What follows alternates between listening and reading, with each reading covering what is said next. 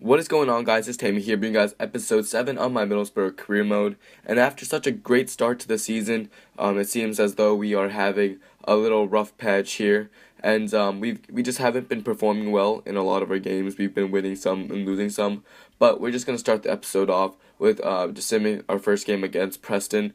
Because Preston's not a very good team, I only sim games that are very, very competitive or that I think isn't going to be very competitive. So I ended up simulating this game here. And as you guys can see, Jamie Vardy did score in the 14th minute, giving us an early lead. But unfortunately, Adoma did get hurt, and he was later subbed off for Stuwani. And then later, Preston ties it up with a penalty. Stuwani misses a PK, but fortunately for us, in the 85th minute, Zuccolini is able to score the game winner for us, and we win the game 2-1 to get 3 points and stay at the top of the table. But in our next league game against Brentford, it was pretty a rainy day, and I just hate playing in such rainy conditions, especially on FIFA, because you just don't ever know what the ball is going to do. The ball sometimes gets out of control, and even if you have a player with great control of the ball, sometimes he will lose it. And so it was I just really don't like playing in the rain. But anyway, I'm just getting into this game. Brentford had quite a lot of good players. Hoffman and Vibe up top were two very, very dangerous players. But for this game, we did end up just starting our usual starting 11 with Traore Adoma out on the wings, with Downing and Vardy up top, and Zuccolini and Jermaine Jones in the center mid.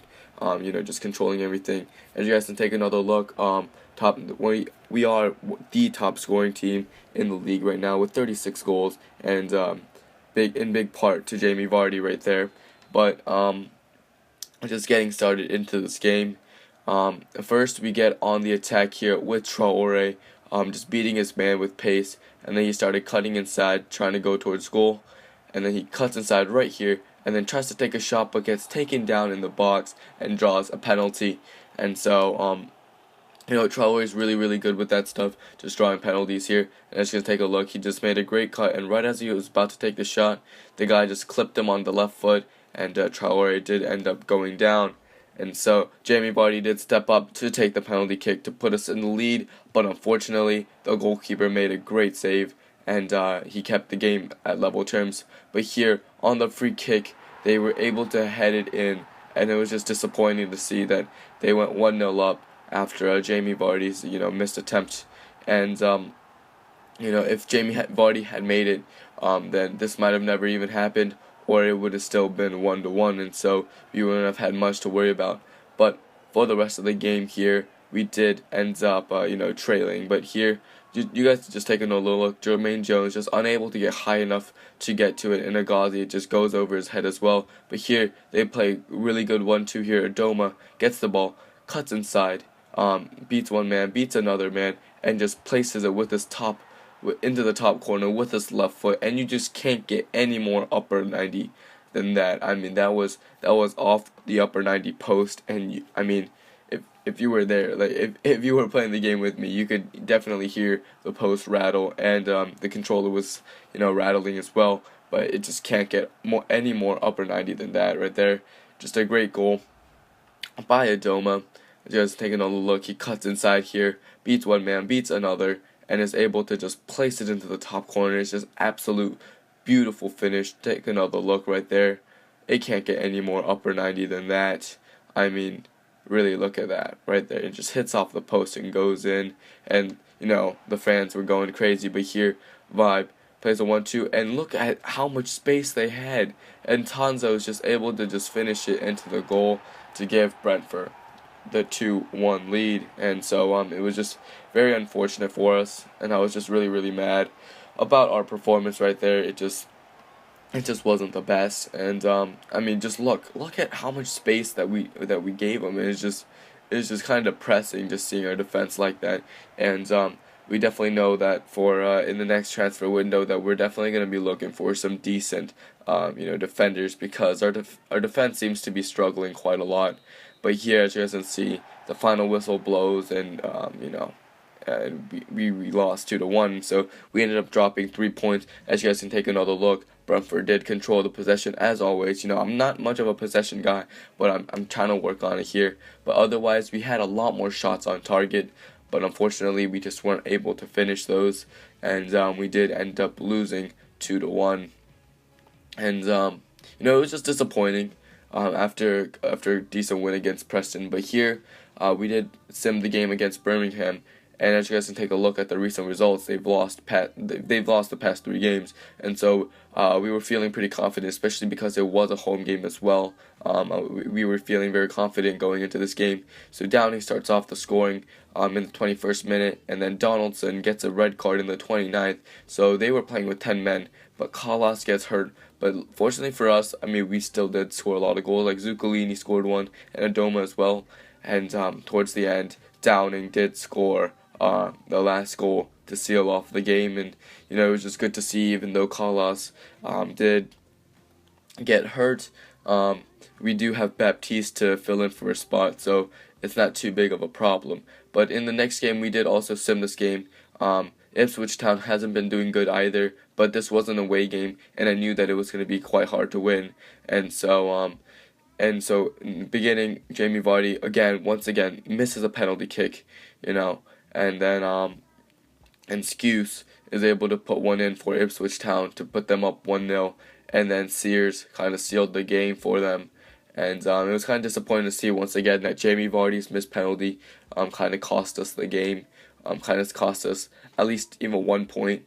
And it was just disappointing to see that from Jamie Vardy, a man who's such a great finisher, but in just like the past 2 penalty kicks, he just hasn't been able to make it. So it's a little frustrating, but other than that, we're just gonna get started into this game against Fulham.